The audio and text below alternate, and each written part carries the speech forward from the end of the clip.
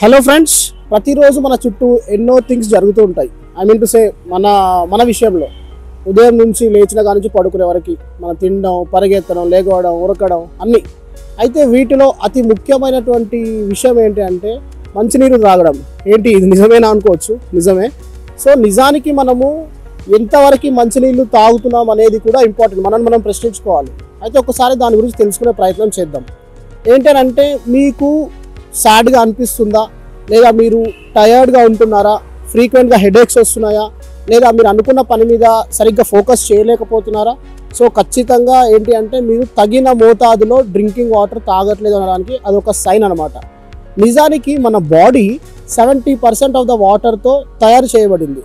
So ఎప్పుడైనా సరే మన బాడీ డీహైడ్రేట్ అయింది అంటే మన మైండ్ కానీ, మన బ్రెయిన్ కానీ, మన ఎనర్జీ లెవెల్స్ కానీ డౌన్ అవుతాయి.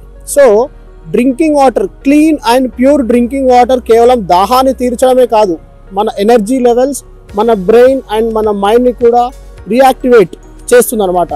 సో ఎప్పుడైనా సరే నెక్స్ట్ టైం నుంచి మీకు ఎప్పుడైనా లోగా అనిపిస్తే మిమ్మల్ని మీరు ప్రశ్నించుకోండి, మనం నిజంగా ఇవాళ కావాల్సినటువంటి డ్రింకింగ్ వాటర్ మన శరీరానికి తాగామా లేదా అని చెప్పి మిమ్మల్ని మీరు ప్రశ్నించుకోండి. చూస్ ప్యూరిటీ, బీ హెల్దీ.